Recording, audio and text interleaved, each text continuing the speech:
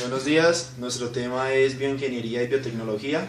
Los integrantes son Juan Pablo Rodríguez, Juan Felipe Ramos, Juan Sebastián Ramos y quien les habla, Daniel. Introducción.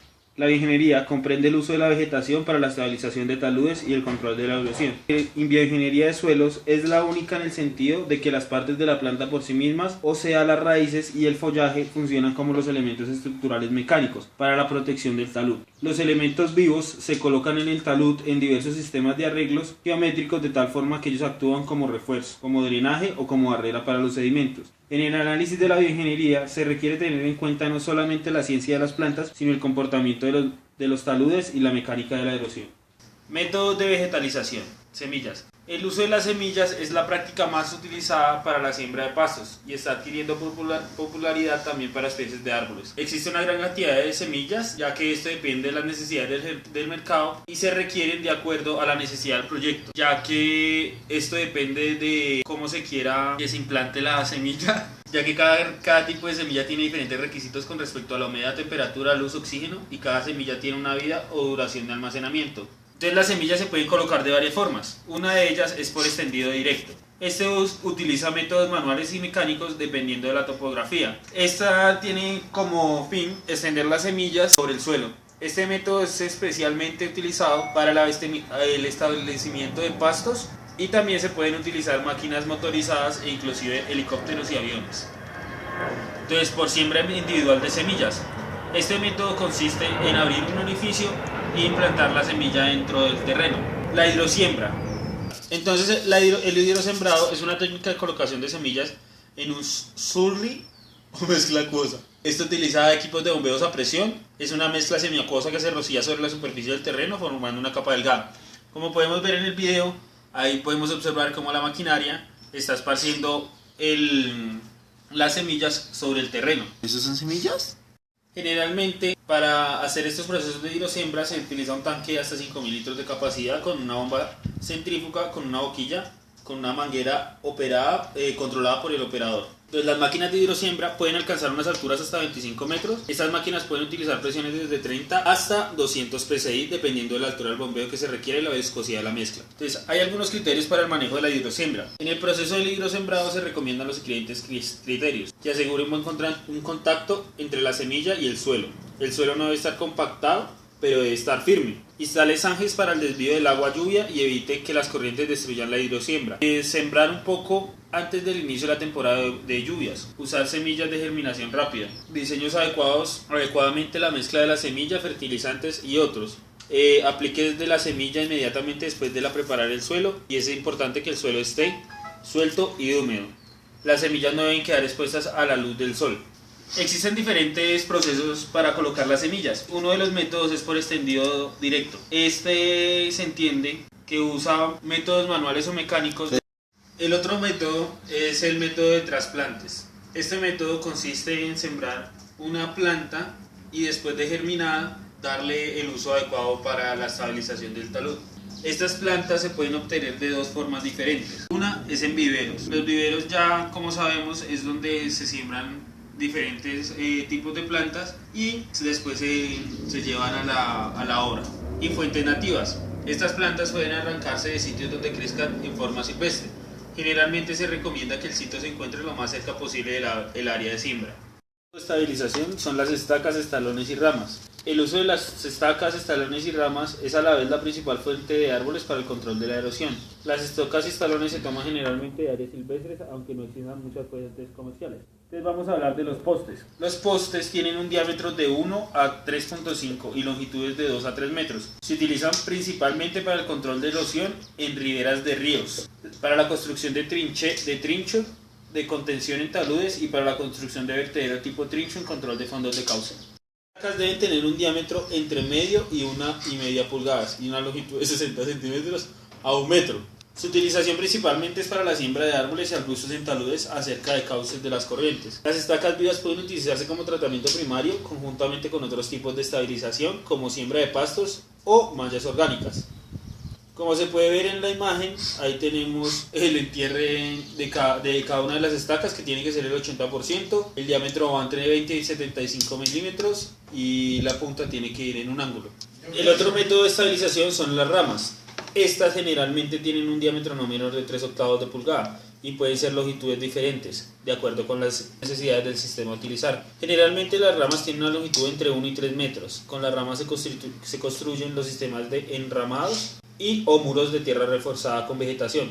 En la imagen se puede ver cómo se tiene que meter las ramas con un ángulo y la profundidad de estas va de 6 a 8 pulgadas. Entonces también se debe rellenar en capas compactadas de 150 a 200 milímetros y las ramas deben sobresalir a la superficie. El espesor de estas tiene que ir entre 75 a 200 milímetros. Voy a hablar acerca de la vegetación en taludes de alta pendiente.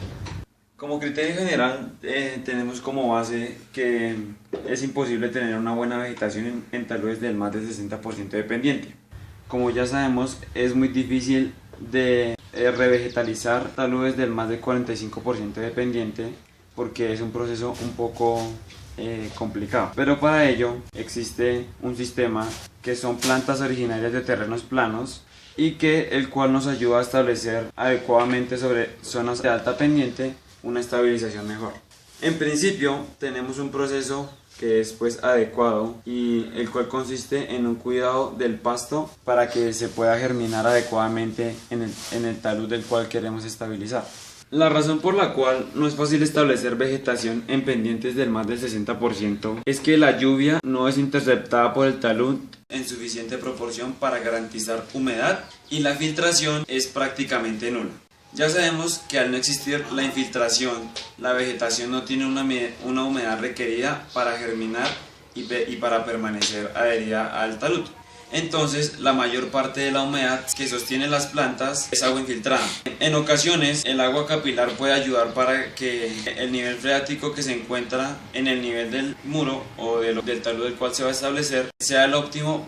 Bueno, a partir de esto se generan criterios para vegetalizar en altas pendientes. Entonces, como primera medida, en los taludes de alta pendiente, adicionalmente a la vegetación, esta estructura puede consistir en elementos que ayuden a sostener la vegetación mientras ésta se establece y favorece la infiltración de agua y la humedad. Como podemos observar en las imágenes, es un esquema general de la estabilización de cárcava ancha utilizando vegetación. En la primera imagen observamos una cárcava y en la segunda ya cómo se genera el proceso de la estabilización. Las tecnologías de ingeniería biotécnica desarrolladas en los últimos años han producido sistemas de establecimiento de vegetación, utilizando elementos que nos ayudan a la intercepción de la lluvia, a la infiltración y a la conservación de la humedad, la cual nos ayuda a facilitar el establecimiento de cobertura vegetal en grandes pendientes. Como podemos observar, en la tabla describe los diferentes sistemas de vegetación en los cuales podemos implementar. El primero es las plantas trepadoras, las cuales su descripción general se basa en la siembra de hileras de plantas trepadoras en el pie del talud. Como segunda medida tenemos las graderías de tipo trincho, las cuales se entierran hileras de estacas verticales para sostener ramas horizontales, detrás de las cuales se colocan materiales de relleno. En esta tenemos una observación muy importante en la cual nos dice que el suelo debe ser lo suficientemente blando para permitir que las estacas se puedan profundizar lo suficientemente para utilizar esta metodología.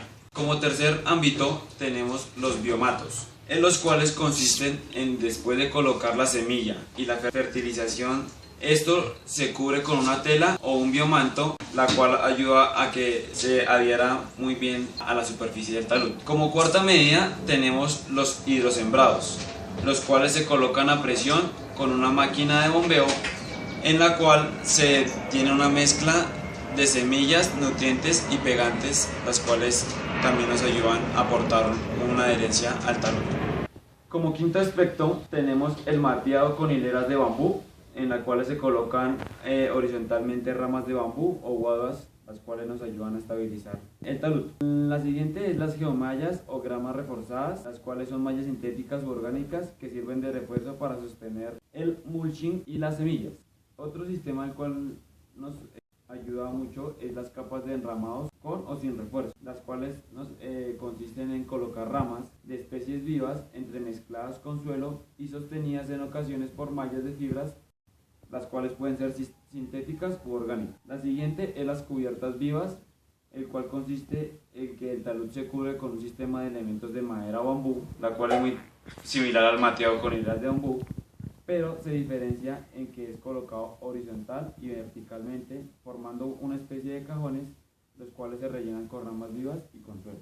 Revegetalización en las zonas tropicales. Aunque existe una extraordinaria diversidad de especies, la falta de fertilidad del suelo por el lavado de los nutrientes no permite la regeneración espontánea. Adicionalmente, los países tropicales se conocen como un sinónimo de países pobres y un porcentaje importante de la población rural escasamente alcanza los niveles de subsistencia. Con este parámetro nos basamos para una leve caracterización de lo que puede ser la revegetalización en las zonas tropicales. Como sabemos, los bosques proveen parcialmente elementos de subsistencia y cualquier modificación drástica de la vegetación en cualquier zona, específicamente en las zonas tropicales en este sentido. Como ya sabemos, la diversidad de las especies en las zonas tropicales tiene una extraordinaria biodiversidad.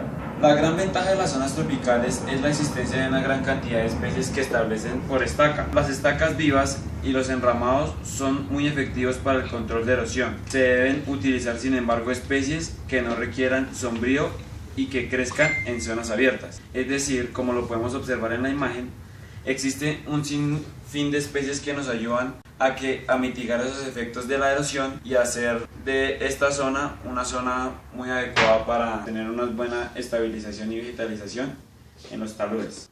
Otro aspecto importante es la revegetalización de taludes en las zonas secas. El principal requerimiento para la siembra de taludes secos y calientes es maximizar la filtración y acumulación de aguas en el suelo, realizando una preparación adecuada del terreno. Para ayudar a mantener la humedad se pueden utilizar hidrorretenedores químicos, los cuales mejoran la capacidad de conservación de agua, pero su uso generalmente es sin práctica a gran escala. Ingeniería. El primer método que va a presentar se llama hileras de ventilación. Este se divide en varios tipos de alineamiento: horizontal, vertical, diagonal y radial. Muchos nos preguntaremos por qué existen estos tipos, porque existen diferentes tipos. Esto es para disminuir la velocidad del agua en un talud, y las plantas que se utilizan acá se utilizan como barreras para que haya una disminución de la energía del agua que pasa por acá. Estas son estructuras temporales y en algunos casos son arrastradas por el agua si la velocidad es muy alta. Normalmente este tipo de estabilización se utiliza en taludes dependientes del 10 al 30%. Estas barreras también se acostumbra a hacerlas en caña, en bambú o fibras vegetales. Una vez dicho lo anterior, vamos a empezar a hablar de los criterios de diseño. Uno de ellos es el espaciamiento general. Se tiene que expresar en la diferencia de altura vertical entre dos hileras consecutivas. Normalmente en este tipo de estabilización se utiliza un tipo de pasto que se llama vetiver. Tiene intervalos entre 1 y 2 metros de altura vertical. Otro criterio es entre más alta la pendiente, los espaciamientos deben ser menores.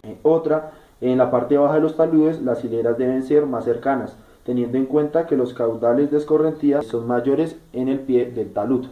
Hileras de matorral. Este es otro tipo de estabilización. Estas son zanjas semitriangulares o terrazas en las cuales se colocan siembras de hileras de ramas vivas de hierba. Sobre la hierba normalmente se coloca suelo. Estas zanjas aproximadamente tienen una profundidad entre 300 y 500 milímetros y su separación entre hileras es de 1 a 6 metros, como lo indica la tabla. El objetivo es similar al anterior, pero la diferencia es que este tiene un método de siembra distinto.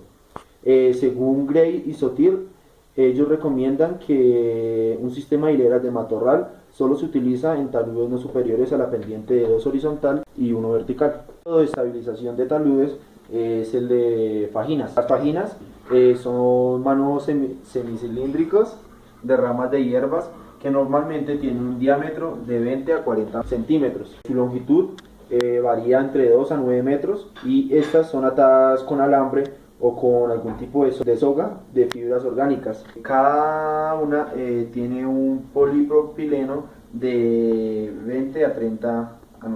Las fajinas se elaboran con especies vegetales existentes en la región y que son resistentes a las condiciones de trabajo.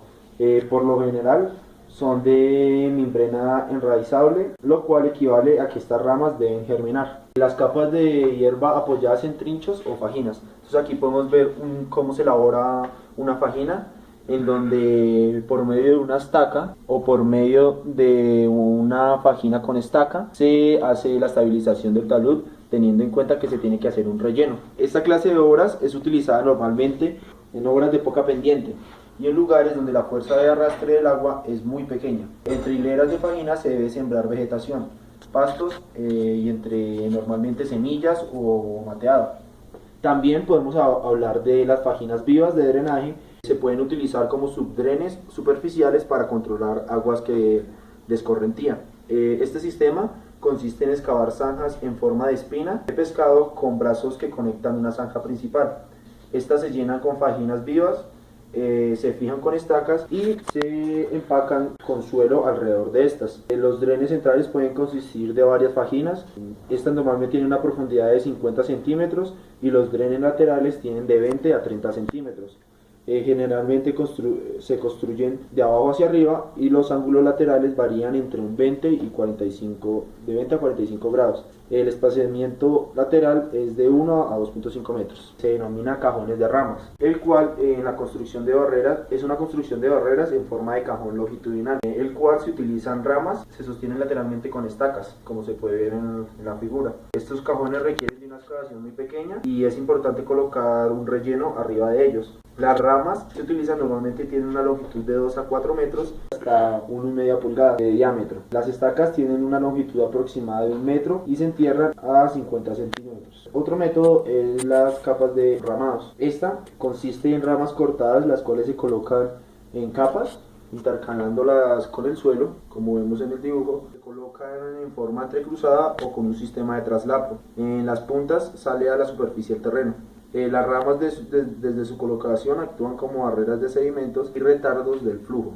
Cuando germinan y establecen la vegetación, la capacidad del esfuerzo aumenta por acción de las raíces y esto favorece el control de la erosión. Las capas de enramados son muy funcionales en terraplenamente. Ahora, en el caso de cubiertas vivas, este consiste en un arreglo de troncos de madera que la idea es formar sobre el talud secciones rectangulares, donde estas se rellenan con ramas y suelo. Generalmente se colocan 2 capas de arreglo de troncos, el uno encima del otro, tomando unos cajones de una profundidad aproximadamente 50 centímetros.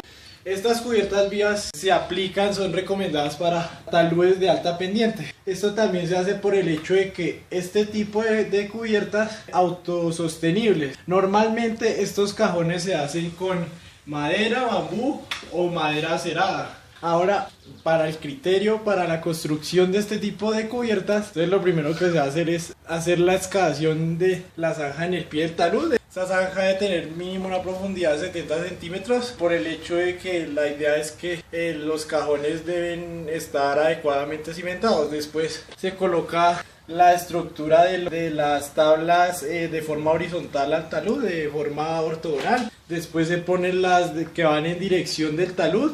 Obviamente estás asegurándose con las ya instaladas horizontalmente. Después se pone el armazón y cuando ya está construido eso, se ponen las capas de suelo y de ramas y pues al final se puede soportar este tipo de cubiertas con un tipo de malla. Como se puede ver, aquí vemos los parales horizontales, luego los parales verticales que van en dirección al talud, previamente asegurados con alambres. Se agrega el suelo, después las ramas, paja y al final se pone la malla. También existe el método de enzarzado, que este consiste en instalar estacas vivas, que sería pues con madera y bambú y todo eso, formando hileras, siguiendo aproximadamente la línea del nivel. Después esta se teje con una red semivertical, o sea, esta es la que se ve ahí, usando ramas y juncos. Estas ramas pueden sujetarse a las estacas con el sistema de tejido y adicionalmente usando alambres o sogas. La idea del enzarzado tiene como objetivo la formación de surcos y sedimentar los materiales transportados por la escorrentía. El siguiente método de estabilización es